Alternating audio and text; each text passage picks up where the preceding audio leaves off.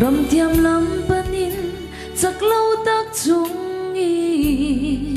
ni tin ka kala ma se olal pa chim boy tu an tam nge ka kal thiam lo setanan ni tin min be nang makal bo santuri ma se chắc lâu ber lai pon ka pen ngam lo lal pa nangi min chel tadro i ta kani e sa tuan ata ka thiam na fin na song te lal pai ta ni hey hi ka thuk ui be nang ma fakhi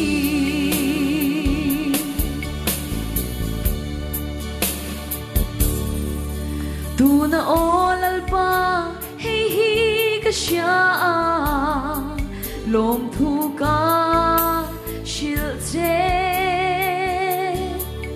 ka thin lo anga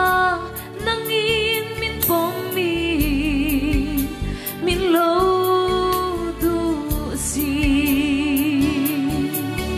ka swal na zong zong te hi mi ten sharing chin ma se lal pa nang ero chwani i thei hil si i ma ngai na ka fa va i ta kani e sa tuan ata ka thiam na fin na song te lal pai ta ni hey hi ka thuk ui ber nang ma fakhi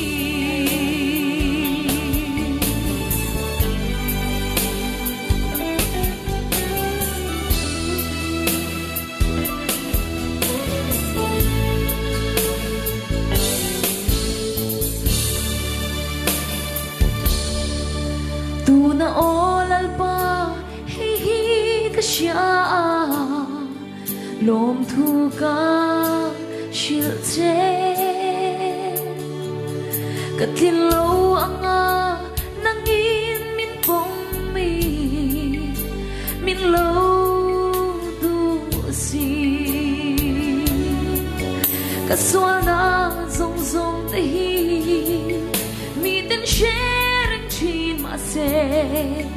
lal pa nang ero chwani i thei gil si i ma ngai na ka fa vang amen i ta kani e sa tuan ata ka thiam na fin na song te lal pai ta ni hey hi ka thuk ui ber nang ma fakhi i ta kani e sa tuan ata ka thiam na fin na song te lal pai ta ni hey hi ka thuk ui ber nang ma fakhi